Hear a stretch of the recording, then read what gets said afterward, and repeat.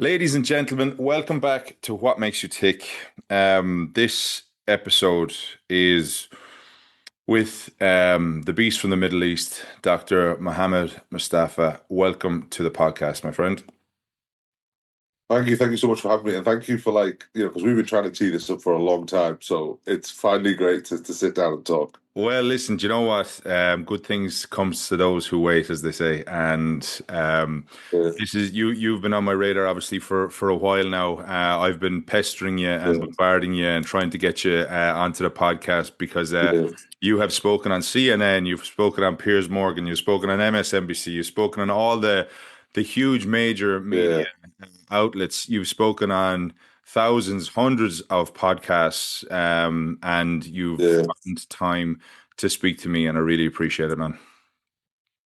Well, I appreciate you having me up. So, for people who don't know you, which I think would be very few at this stage, right? Uh, One of the areas and reasons I wanted to bring you on is because of your work you have done in letting the Yeah, world know about the genocide that's happening in Gaza at the moment, yeah, and that has been going on for the last 2 years, just shy of 2 years now. We're coming up on the 2 year anniversary on the 7th of October.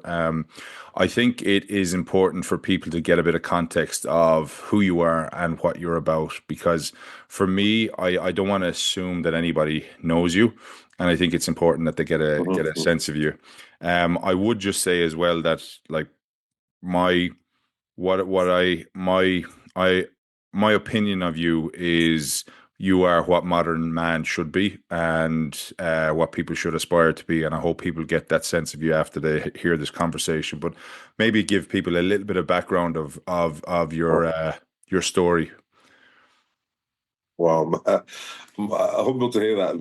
Maybe it's a bit too complimentary of me, but I'm a young junior doctor who works in emergency medicine in Australia. I grew up in the UK, was educated there. I'm a Palestinian refugee, was born in Mecca, to a father who was born in Gaza, who was displaced into Gaza from the Nakba in 1948, was what is modern day Israel. My father grew up as a refugee, became a doctor, and those are the kind of values that he instilled in me for me to become a doctor. He gave us a better life, and I'm just really grateful for the position that I'm in. I went to Gaza twice during this genocide. I served in 2024 and in 2025. I went to Gaza. And, I just felt it was imperative that after I left Gaza and the things that I saw, I felt it was imperative to talk about Gaza, but to talk about Gaza in an honest and open and frank and vulnerable way, because I felt like when a lot of doctors would come out of Gaza, they would talk about the statistics of Gaza, the kind of gunshot wounds that they'd seen, the kind of injuries that they'd seen. And me being a Palestinian from Gaza, I felt like the stories of the patients weren't being told. I felt like the stories of the people that were injured and the people that were killed, what are their stories? And as a Palestinian, I wanted to take control of the narrative of Palestinian people. And I feel like maybe that's why I've resonated with so many people, and that's why I've been invited to talk on so many shows, because unlike say maybe some other doctors, I try and focus on the human element of the situation in Gaza. Yeah, so let's talk about that a little bit. So June 2024. Um, what was the what was the thing that made you say I have to be there and I have to go? You know, when you see those images on your phone and on your TV screens, it shocks you to your core that human beings are going through something like this. And I think what was shocking to me was the cognitive dissonance, was the way that it was talked about. You would see children with literally their heads blown off on TV, and news anchors were still justifying this. We're saying they're just human shields. This is self-defense. Israel has a right to defend itself. And it was that level of dehumanization coupled with the images that I was seeing that I was thinking to myself, we can't allow this to be the new normal. we can't allow these lines to become the new normal, because today it's Gaza, tomorrow it'll be someone else.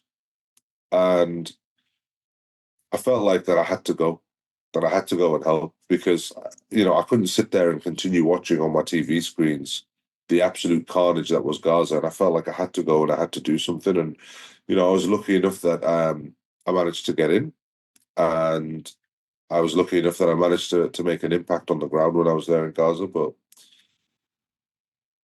you know, I remember when we were there in Gaza, and I was speaking to a English doctor, and we said, like, this is probably, this is what it would have been like being a doctor in World War II in a concentration camp. Probably something similar to this. Like, this is such a unique perspective that we are having, because there has to be this kind of veneer of humanity that Israel has to have. So it will allow in a few doctors, won't allow any medicine in. It'll bomb the hospitals, but allow a handful of humanitarian workers to go in. And that's just a veneer. It's not because they believe in any human rights for these Palestinian peoples. It's for the veneer of we're a democracy and we're abiding by international law. So we've let in 3 or 4 doctors this week, but we've taken off all their medical equipment. And it's because of that veneer that we get to go in and we get to see things that no human being really should ever have to endure or see. But we get to see the targeting of children by snipers, by the most sophisticated weapons in the world. We get to see how drones will hover low in the streets and will make sounds of crying children to lure people out of their tents and homes so it can shoot them. So, seeing stuff like this on a daily basis, seeing children emaciated coming in, starved to death,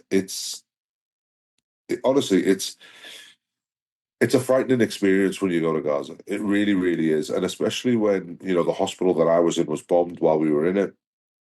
The journalists outside the hospital, their tents were burnt, and they were burnt alive in those tents. The UN safe house was bombed while we were there, so international aid workers were killed.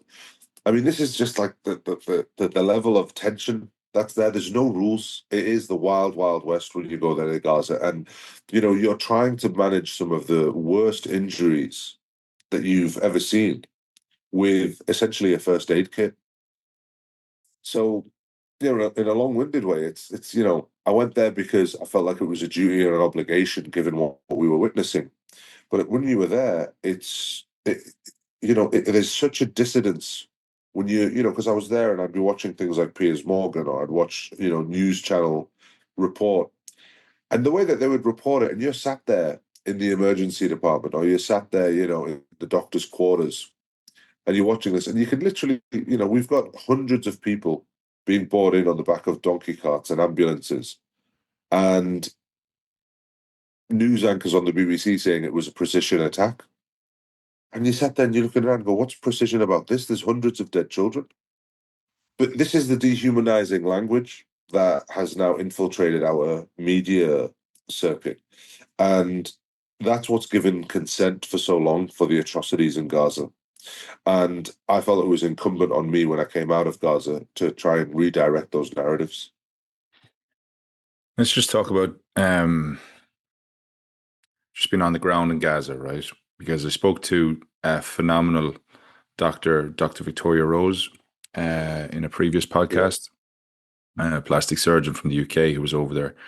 And to that point, she was on a call with, or due to have a call with the BBC. And the GHF had just shot and killed um, men and boys.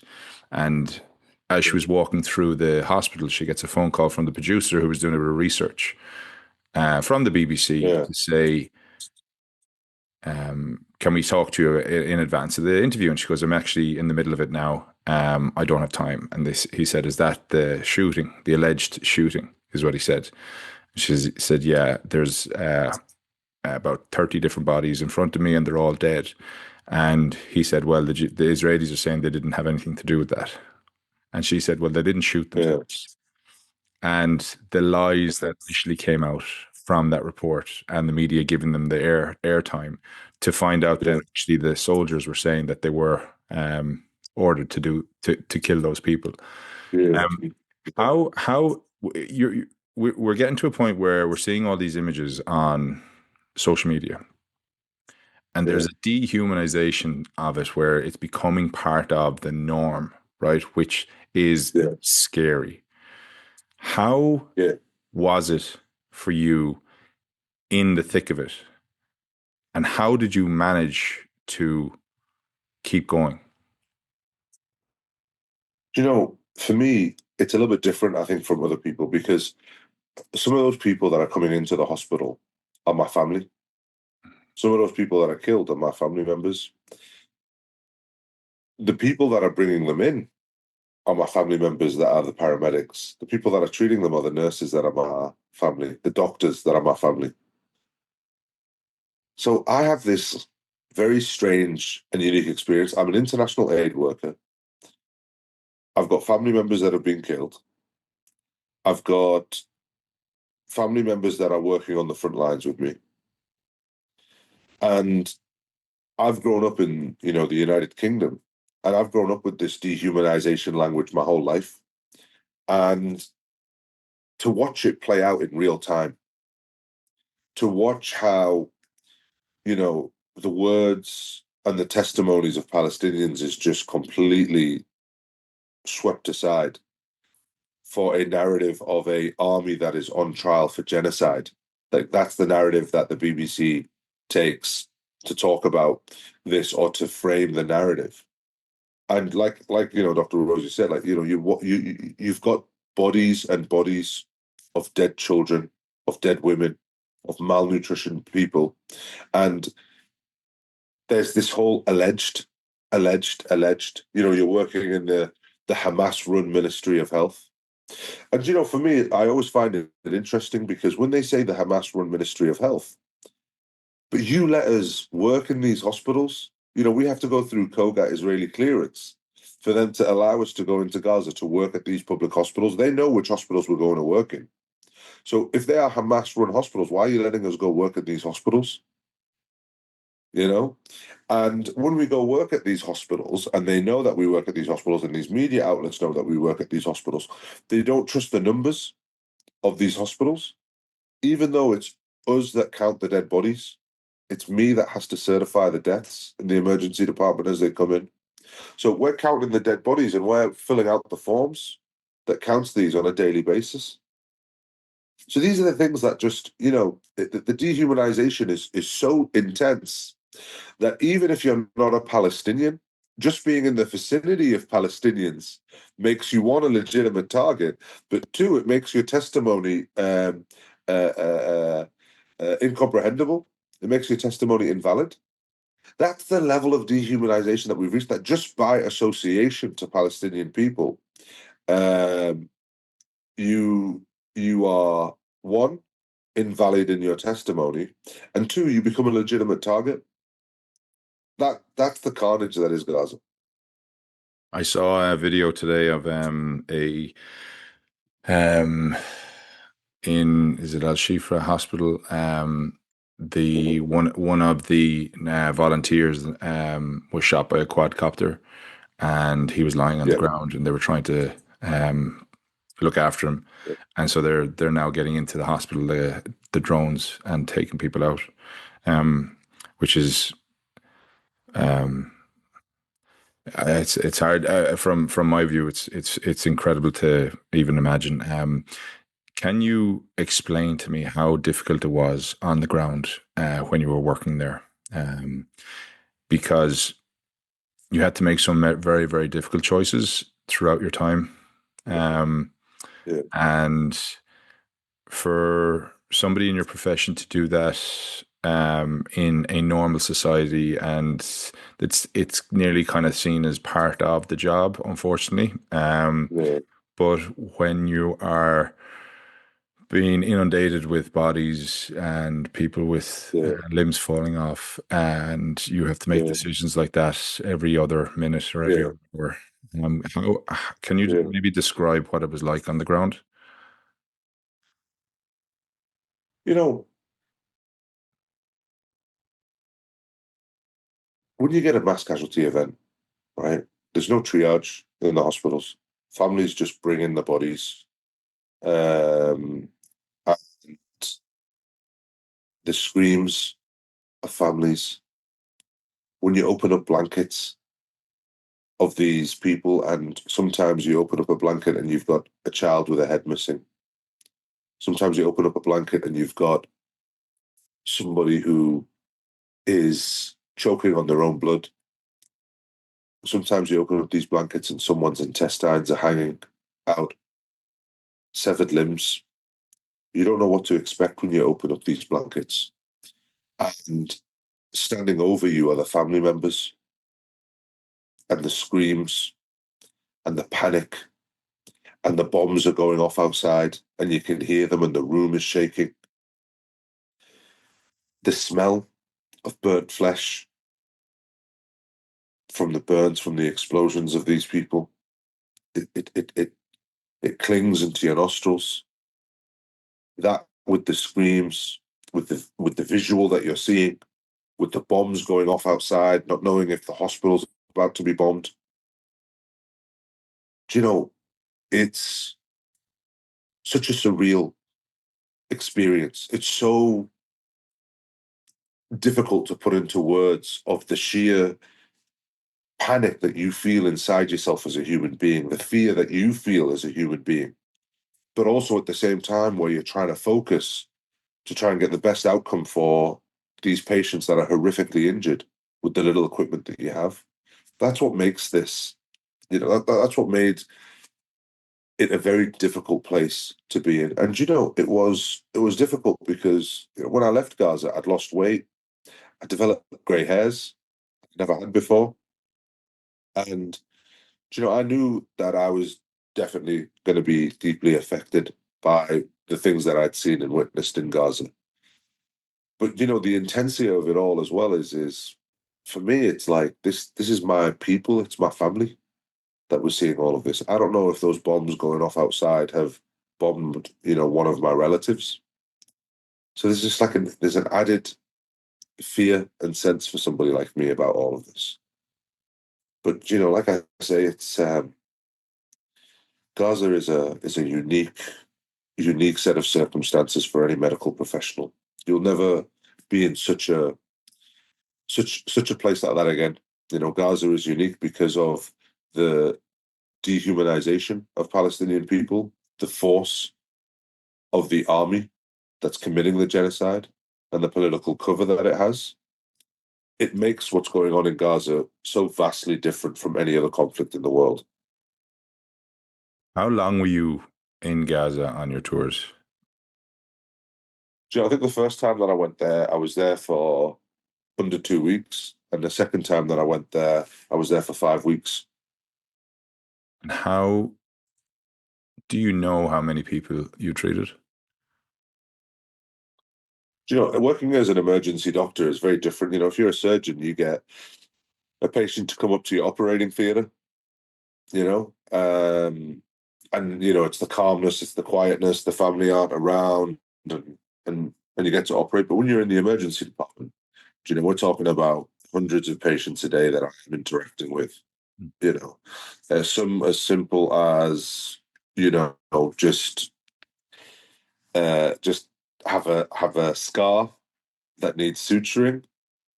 Some just have a cough, and others as complicated as missing limbs and blown off faces, and it's so varied what you see in a day in the emergency department. I presume when you are treating these injuries that you're also getting to probably know them a little bit as well, because like you can't Yeah. just treat and they leave, right? So there's time spent in hospital. Is there any that stand out to you among others for any particular reason? There's so many people that you're in their corner, as a doctor, like you want to see them get better. I think for me, it's hard. It's hard to put a finger on which ones affected me the most, because I go through different days where I think about different patients. Especially the kids, Yeah. especially those that had lost their parents, and those that had severe injuries, and the outcomes from those injuries for those children. Like it's hard to say which, to put a finger on which one was the ones that affected me the most, because I take something away from each interaction that I had. Mm. You know, the there was families where I remember there was cousins where their family had been wiped out, and we had one cousin in a bed who was paralyzed from the neck down, and then we had another one, her cousin, in the bed next to her, who had head injury, chest injury, abdominal injury, was bleeding in his abdomen, had limb injuries as well. And he went to the operating theatre and he died. And she survived, the only surviving member from 27 family, and she was paralyzed from the neck down. That's just that's just a half hour. That's just a half hour in the emergency room. I'm there for 16 hours a day. These are the kind of things that you see every single day. So, sometimes like I haven't even told all the stories of Gaza. And, sometimes I feel like, I was there for 5 weeks. Like, how many stories can you tell? But when you're in the emergency room and you're seeing hundreds of patients a day, there are so many things that you saw. And it's hard sometimes to verbalize just the despair of what goes on in Gaza. There's just so many stories, and I think as well what makes it unique as well for me is like I'm fluent Arabic speaker, so I'm speaking to these people and I'm getting a full history from them. I'm learning about their families. I'm learning about what's going on. They're telling me that they're scared. They're telling me, am I ever able to walk again, to feel my arms again? It these are the kind of things that just like really stick with me compared to other people. It's just the fact that I'm able to interact with these people on a human level. Yeah, you said in previous conversations that you had that decision making became Yeah, something that was um, basically life or death, especially when it came to kids. And you would have to make a decision in moments to yeah, determine whether you would treat somebody or not because of yeah, the limited amount of painkillers and drugs that you could actually give them to yeah, be comfortable. Um, yeah. how how quickly are we talking about in terms of reacting to things that you have to make a call because of that limitation? You know, in the midst of it, like you're not even conscious of the decisions that you're making. Yeah. You're on autopilot. You're just rummaging through the bodies half the time. You're rummaging through who's breathing, who's not breathing, who looks like they're bleeding out, who looks like they can wait, and you're just grabbing people and trying to treat as you can. Do you know when a situation is so overwhelming and there's so little hope, it almost becomes, in a way, it almost helps because it's almost like it doesn't matter what I do, I am going to lose. Most of the people in this room are going to die. I just, you know, I just have to pick and choose what I can do. I have to see how much I can get through, how many patients I can see before time runs out. And that's just the mentality that you have to go in with. That Mm. like this is not going to be a positive outcome regardless. And I think almost in a way that almost helps because there's almost no expectations. Yeah. If I save a person's life here, that's great. But the carnage of what's in there and the resources that we have, there's no expectation. And I think once you've dealt with a few mass casualty events, there's almost no expectation. I think you what's kind of sets you apart from others, and what we probably at the time didn't realize is if people go onto your Beast from the Middle East Instagram, right? And I don't know if you've looked Yeah, back at these, right? But you have a storyline from Gaza 24, yeah, and you documented your days, and yeah. you showcased what was going on. Just Right. interestingly,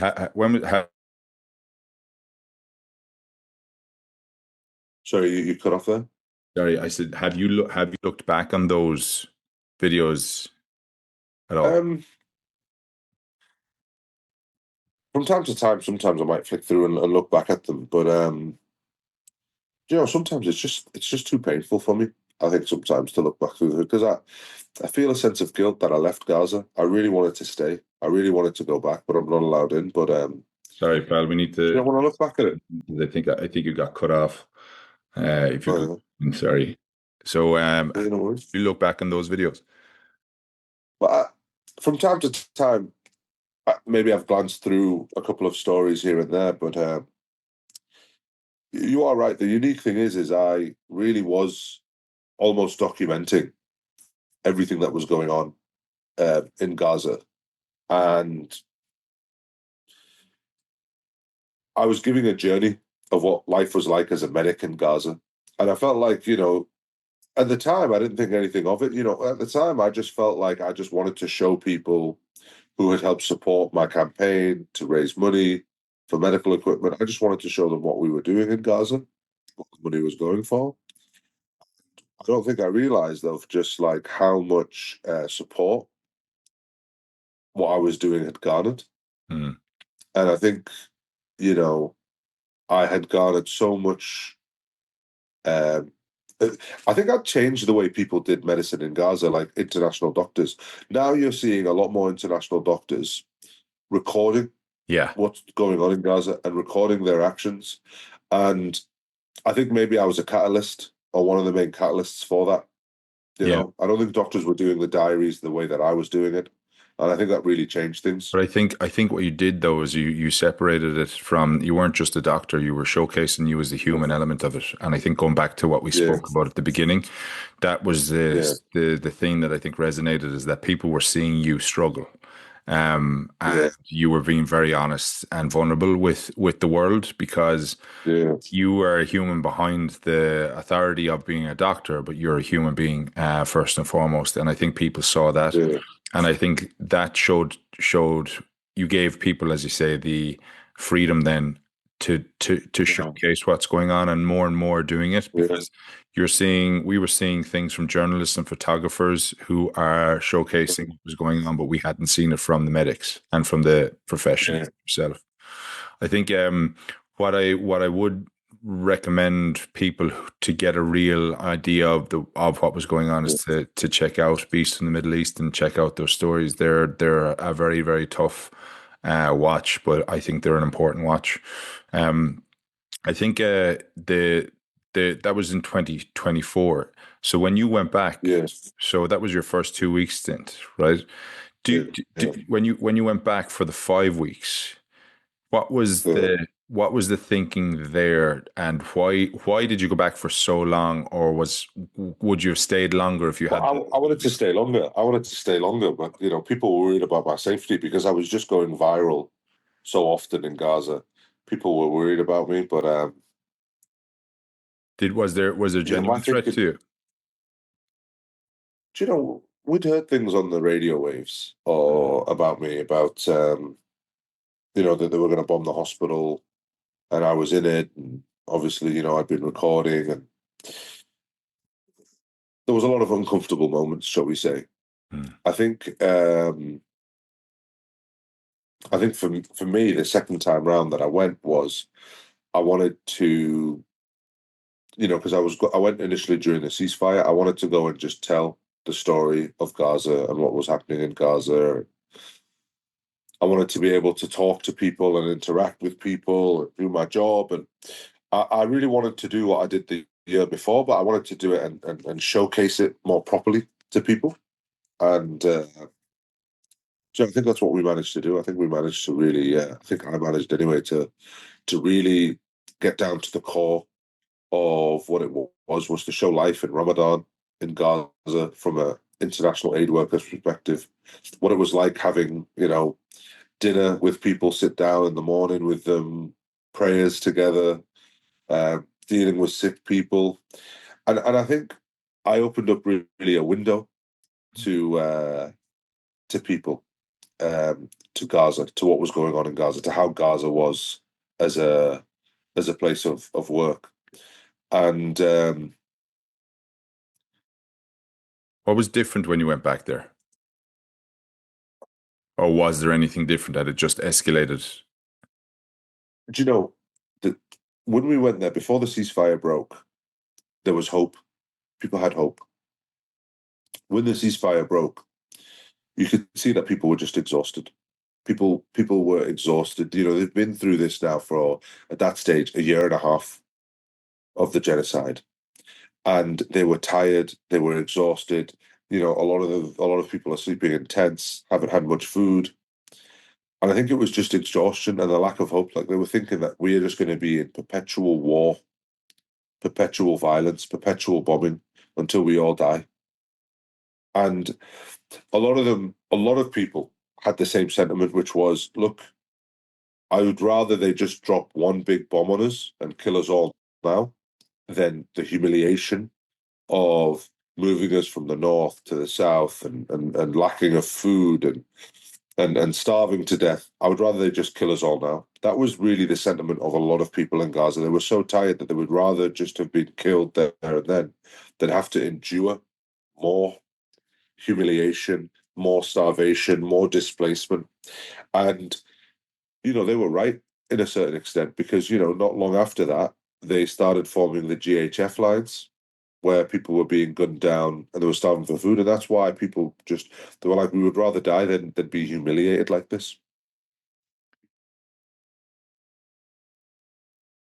Can you explain to me? Can you convey your thoughts on the GHF and what that has done to Palestinians? Look, we dehumanize Muslims and Arabs in our media, in Hollywood, in news, in popular culture, and we've dehumanized them to so much of an extent that we can have them be funneled into cages, women and children, and be mowed down by machine gun fire. And those people that are gunning them down are laughing and playing games. This has all come out in Israeli media. There's been whistleblowers. That's the level of dehumanization that they've reached. And it's like, as a human being, like, one of your primitive, most essential needs is food. And we put these people, we dehumanize them so much, they're starving to death, they're emaciated, they're not wearing shoes, they are exhausted, they're walking through these cages to get, you know, the most basic food parcel, a small bag of sugar, a little 1 kilogram bag of flour, just they've walked 13 kilometers, maybe some of them, in a militarized zone to get this food. And they're leaving with a day supply, a 2 day supply worth of food. The calories that they've burnt just to get there and back. And when they get that box of food, there's just no guarantee that they'll be able to make it back, because people are shooting at them. I just want people to really think about what that would be like if you were a father and you were with your wife and children, and you were starved and your home had been destroyed and you'd been sleeping out rough on the streets for months, and the surrounding neighborhood and area was constantly being bombed, and your children were scared and they were malnutritioned, and you have to walk to these GHF lines for people to laugh as they gun you down, you and your wife and kids. Think about that. What does that to you as a human being, to see other human beings doing that to you? And I think that's, to me, kind of what the pain of these GHF lines, of what they've done. They've dehumanized Palestinian people so much that we just become a game for them, that we just become a laughing joke for these people. And these people are at their most vulnerable, at their lowest points in their lives, trying to fulfill one of their most basic primitive needs, which is hunger. And they're being hunted down like sports for it. So that, It's been and then recognized that that just, to me, like, it's been recognized that it's a sense of target practice for these guys, which is it is. graceful. But Yeah. it's beyond. It's not. There's no words to even describe it properly. Like, it's just it's I don't have the intellect actually to be able to to articulate it appropriately, but it's just the feeling of just sheer disgust and um disappointment in the whole world letting this happen is yeah, it's hard to put into words, but you you're we're talking about starving people, and Yeah, we're it's a famine, a man-made famine has been created yeah, in Gaza now, right? yeah, What people don't understand, and what I've watched you speak about very openly and yeah. clearly, is that it's not as simple as just giving food. When somebody is so malnourished that you could actually Mhm. poison them if you give them too much Yeah, food, and you could kill them anyway. yeah, So, yeah. what could you explain what it means, what this famine means, and what is actually needed to help those people who are malnourished? Because I saw a video recently of a beautiful little baby, but the baby was so malnourished, it was just born, and it was so malnourished that it looked like it was 90 years old.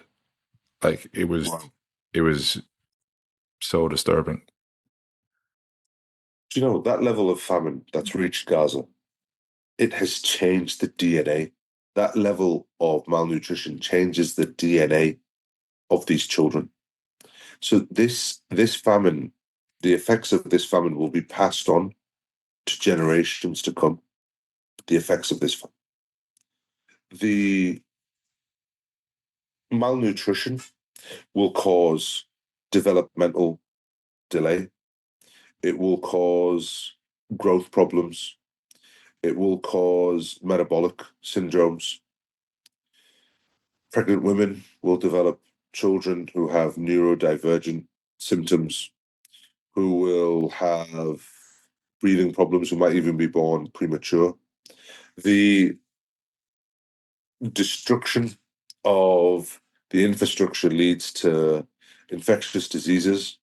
And with a malnutrition population, fighting off those diseases becomes almost impossible, even the smallest and simplest disease. And people will die from things like liver failure, from a viral illness like hepatitis A. And I've seen that many times in Gaza because their bodies are so weak and malnutritioned. The level of starvation in Gaza is a weapon that has been used. That's one of the indictments for Netanyahu at the ICC, was using starvation as a weapon. That starvation that was used as a weapon will have lifelong consequences for the entire population, and that's why it was used. And for me, like you say, it's the level of disgust that we live in a world where that this was allowed, that this was okay, that this was denied. This was denied for so long. And I think back to like the Irish famine, the Irish man-made famine, Hmm. the exact same thing. A man-made famine. It could have easily have been preventable. It could easily be solved. But a oppressive occupation, empire, colonial entity saw the lives of these people as forfeit, as irrelevant. And I think that's why there's such a shared history with the Irish, and that's why the Irish feel so strongly about this. And I think, it really increased the level of support for Palestine in the Irish population when they saw a man-made famine Yeah. inflicted onto the people of Gaza. I think it resonated through, and these are things that we have saw in medieval times, yet we're seeing it right now in 2025. That's It's, the level of barbarity which we have witnessed. I was going to say that it is barbaric, and I think within Ireland, huge Yeah, support. We're one of the first states out there to condemn Israel, yeah, to recognize Palestine as a state, yeah, and where we are small and we talk about being neutral. We're not neutral. We're in full support of yeah, Palestine, and we're in full support of bringing those to justice that have caused all this. Netanyahu and yeah, his cronies, but yeah, for me, it's all talk, and yeah, nothing has. It needs action, and yeah, unfortunately, we're seeing action from citizens of the world who are taking their lives in their own hands, like the Sumud Flotilla, yeah, that's in Gaza now, and great to see that Spain and other countries have decided to protect them as they're on the while they're on the waters. But that should never yeah. have happened and never needed to happen. Mhm, Um, you mhm. did a beautiful post there recently about the Summit Flotilla and what Summit means. Uh, have you been in conversation with any of the crew there, and do you know if there's what the update is? Yeah, so I've been in contact with quite a few of the crew in the Sumud Flotilla. Look, something about the Sumud Flotilla here, which is unique. This is the largest mobilization of civilian ships in the world, right? I mean, they are literally sailing into the belly of the beast. They are sailing towards a genocidal army which doesn't respect international law. They are an unarmed civilian population trying to bring in baby formula and food to a starving population. The whole world is watching in anticipation of what's going to happen. What is Israel going to do with these 50 ships? Is it going to board 50 ships? Is it going to kill 50 ships and all their crews? I think what this has demonstrated to the world is that we as a world now can unite and we can do things that governments uh, refuse to do, that we as a people have the power. You look at Italy and the riots there, they've shut down the whole country for Palestine. And I think what the Sumud Flotilla represents, it represents a reawakening of the world, and it represents a reawakening of the civilians of the world. And this is, I think, what scares the establishment about Gaza, because we have learned to become more organized because of Gaza.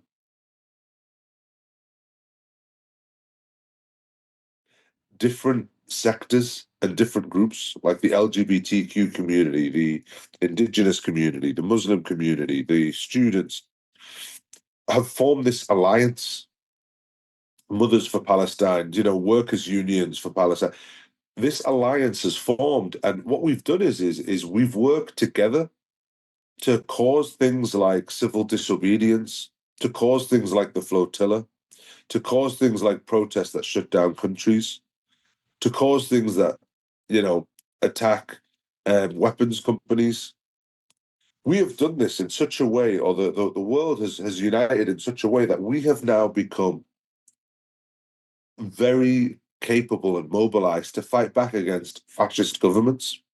And I think what they're worried about with Gaza is if this Sumud flotilla works, then it's going to be a signal to the whole world that, hey, look, they took on the regional superpower backed by the world superpower with no consequences, whatever they did.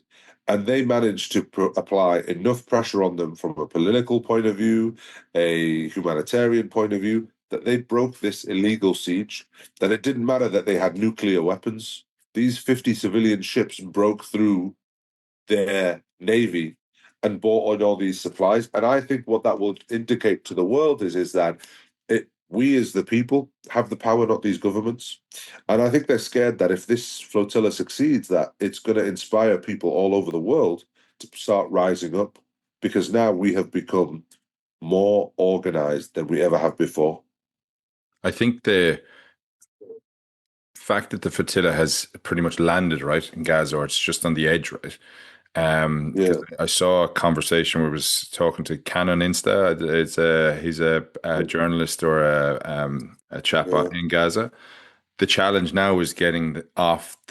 the food and the sustenance and everything off the ships and Yeah, into the hands of those who need it, because the yeah, logistic nightmare, I'm sure that's on the ground. yeah, Um, if if you can just bring it back a little bit, right? Because when you were in Ireland a couple of months back, right? You were on yeah, Ireland AM and um, you were speaking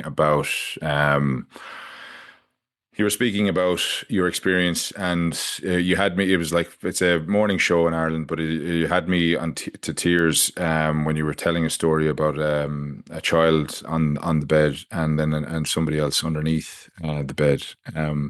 But it led to you to discuss and to share that you had a hospital ready to go that was in Jordan, yeah, and yeah, that could be put in place in 7 days if yeah, yeah, government and everything had allowed it. yeah.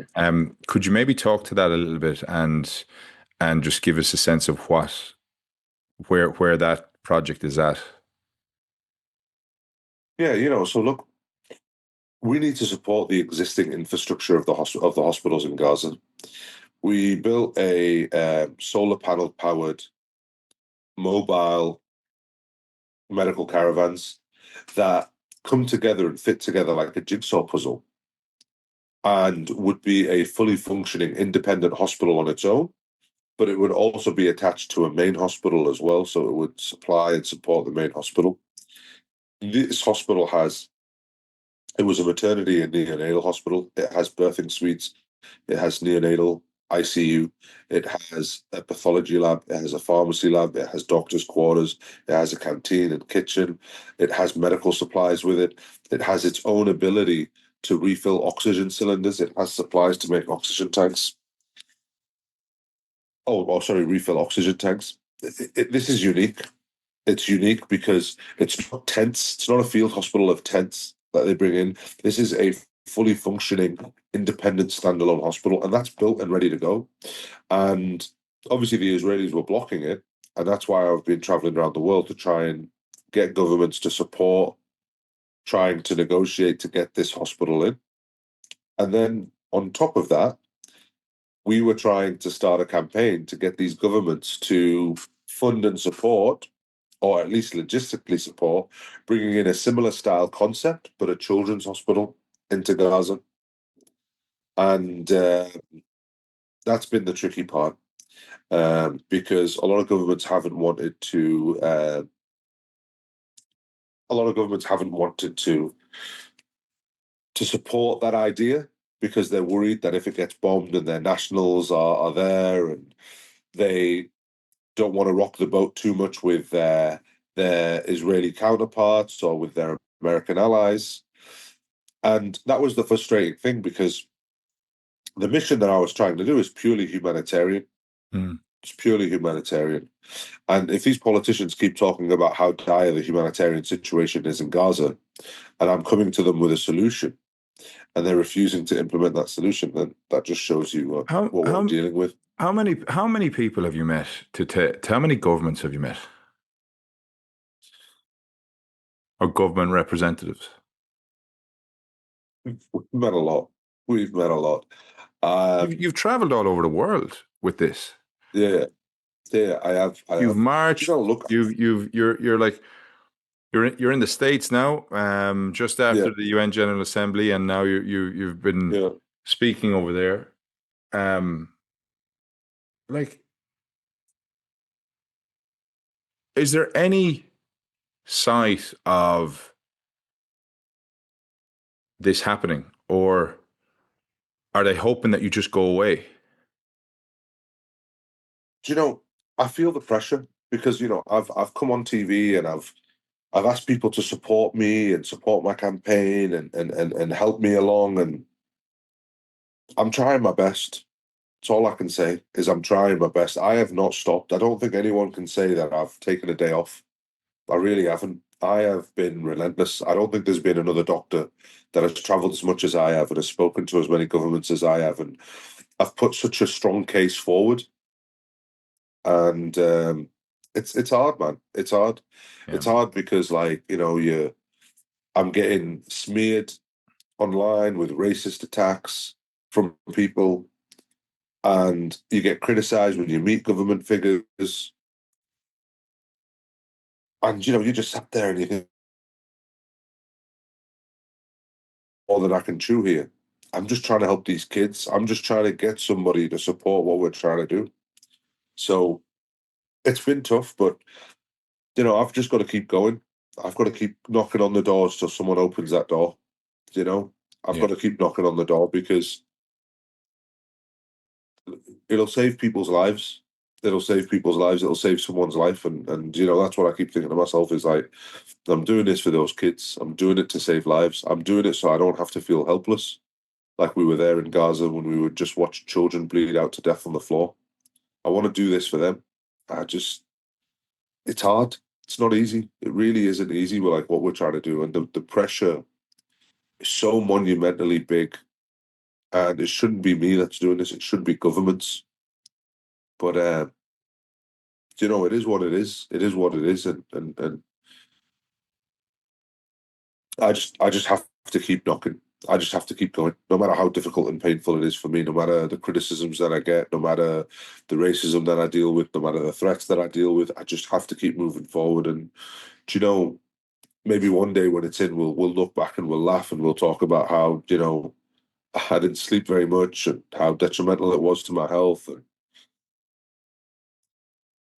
But till that day comes, I've just got to keep walking forward until we can get this done.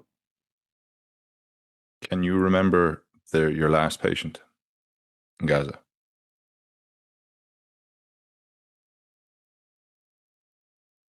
Or your last day?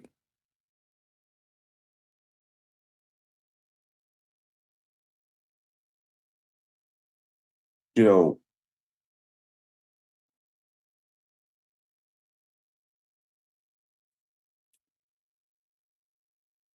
my last day in Gaza, I remember I went to the hospital and I was just trying to reorganize shelves in the hospital, trying to, find different medical resources, the stuff that I brought in with me, like my glucose sticks, my thermometer and stuff like that. I was looking for certain nurses to give them to so they could use it for work for them as I was leaving. I was going around the hospital giving away my scrubs, uh, giving away any clothes that I had, any underwear that I had. So I spent pretty much the whole day in the hospital just giving everything that I had away and looking for the right kind of people that needed those things. So yeah, that was the last day of the hospital, was just giving away what I had. You spoke about the constant abuse and attacks and the what people are saying and pushing against you and like on reservedly pushing against you because of political reasons instead of thinking about this from a humanitarian aspect of things. I- is it a like, do you have people with you as you're doing these tours to keep you going, or is this very much a solo effort and that a lot of the time you're with yourself in your own company? I have with me Matu, who is a nurse from Melbourne. He helps me a lot with the back of house stuff. But these tours, uh, uh, yeah, a lot of the time it's me on my own, and that's a budgeting thing more than anything. We can't afford to have an entire team fly out, because we don't know if it's going to be fruitful or not. So, I'm in constant communications with Matu on the phone all the time, and yeah, it's tough. It's tough. We're constant messaging with each other, and I just have to. Uh, I'll get a list of things that I've got to do for the day, and I just get them done. Yeah. So I'm kind of on my own a lot of the time on the road, but that's okay. It's okay. It's okay to be on your own on the road. It's all right. Like I say, like we're trying to do a higher purpose here. It's a higher mission than me and my comfort. So hopefully we're going to get this done. But when Tell and how and where, I just don't know. tell me this, Dr.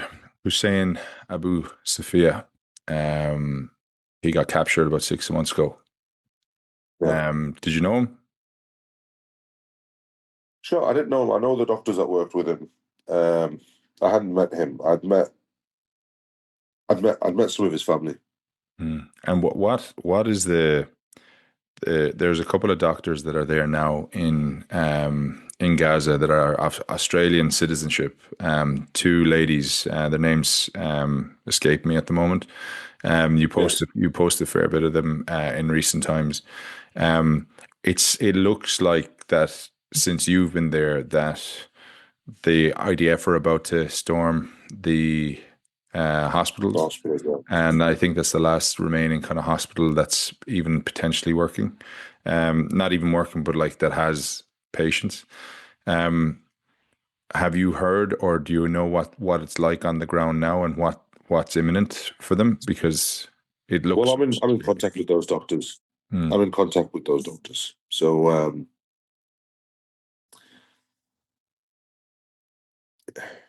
it's dark days. Dark days ahead. I mean, they're going to storm that hospital.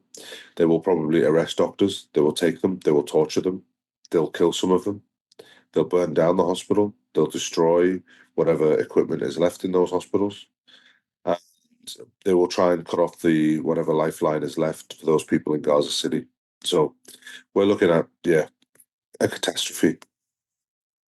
If you had a message that you were to share with your Palestinian brothers and sisters, given everything that's going on, and you had the opportunity to speak to them now, what would that message be? We were never made for this life on Earth.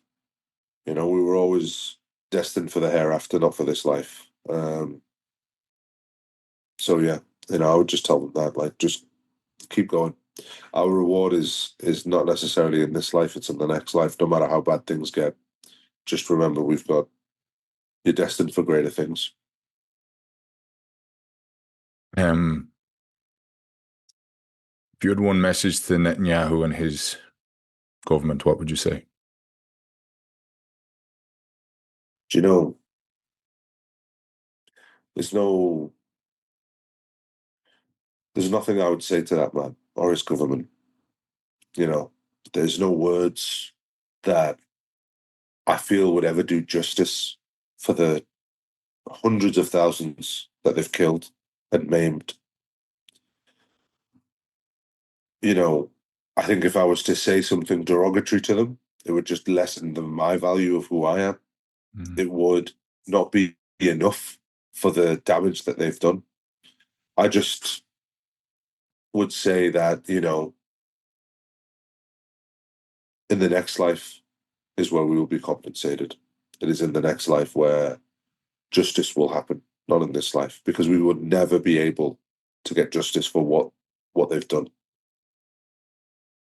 It's it's it's incredible the faith that you have, um, Yeah, and for me, I wouldn't have a necessarily religious faith. I just believe in trying to be a good person as much as you can, yeah, and try and be the yeah, best that I can be. And I don't get it right all the time. yeah, But I have a small little platform where I'm trying to help people, and the initial objective of this platform was to help me first, and then through conversations to try and help others. yeah, I think what you're doing, Mo, is phenomenal. And I think to know that with all the hatred that's out there, right, that that's misery loves company, and they try to bring everybody down yeah, with them. And I think there's far yeah, more people who are maybe not in power, but the rest of the world thinks like yeah, you and feels like you yeah, and yeah, wants you to do well.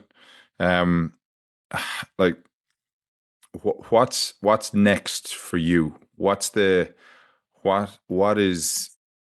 the objective now? Where do you go from here? Because you have marched, you're in the US at yeah, a conference, you have spoken to yeah, governments, you've spoken to government representatives who are probably doing it for the photograph as opposed to for the actual reality of making a change and doing something about it. Because yeah, that's what it sounds like in certain things that yeah. you've spoken about. But what, like, we're coming up to the second anniversary of this catastrophe, right? Um, yeah, and I'm sorry, not even second anniversary. This is decades of this, right? But yeah, it's the second anniversary of yeah, when it's become mainstream media and the world has started to kind yeah, of listen and look. But what yeah. happens next for you? Um, like I said, I think we just, even every time we have a meeting with these politicians, we get a bit of a clue about how we can re-strategize and redirect the campaign and who we need to speak to, what boxes we need to tick to get things done. So, we just got to keep going. I've just got to keep going. Yeah, We just got to keep going. Like I'm not a, I'm not a major organization. I'm not an NGO. I don't have loads of money behind me. I don't have uh, political power. Just a doctor. Just a doctor trying to get people to trying to believe in a save as many hospital. people's lives. Yeah, yeah. And I got to believe in the humanity of the people around me and the people that I speak to and these politicians. I've got to believe that they will see the human element of this and they will help. And if we can get this done, it'll be amazing. There feels like that there is definitely a narrative change in people's approach to Israel and the Israeli Yeah, government. And there feels like yeah, those who would typically support them, especially in the yeah, States, are starting to yeah, go against yeah, them and yeah, actually understand the long term strategy that Israel has had in yeah, America, and it's starting to yeah, actually see it and go, hold on a minute. Um, it also seems like even whether you believe it or not, but from one or two yeah, comments from Trump, that it seems that there's going yeah, to be some sort of ceasefire or some sort of yeah, end. But what would be said in media yeah, versus what happens on the ground would be very different. Um, yeah. do you feel that movement shift? Yeah, no, for sure. I definitely feel there's a movement shift, but I'm not holding my breath. I'm not holding my breath because the shift in vibes, the shift in in this, it's still not enough. It's Yeah. still not enough. You know, crimes are being happening here. A genocide is taking place. We need more than just words, and we need actions. So, till I see actions, I'm never going to get too hopeful. Yeah. Well, the beast from the Middle East, my man, Mo. If people Thank you. wanted to reach out to you, man, and to get in touch to support you, Yeah, to support yeah, your cause, either by following, yeah, sharing, or donating, or helping, yeah. where should and could they go? Just follow me, Beast from the underscore Middle East on Instagram. There'll be a link soon. Hopefully, we're going to start fundraising for the hospital, and yeah, just keep an eye on things, and we'll keep going. I think, as I said at the top of the episode, you're a phenomenal human being. You represent Wow. what it means to be a good person.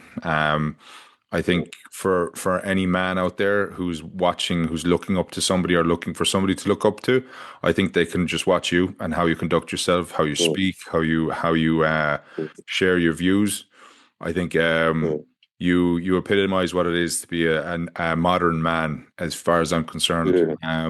And I I think you just keep, appreciate it, man. yeah, man, you just keep doing what you're doing. I think keep having, I suppose, if you have that little chimp on your shoulder that's creating Yeah, any doubt, just ignore it and tell it to get lost. Because yeah, there's so many people out there who are supportive of you and who appreciate yeah, everything you're doing.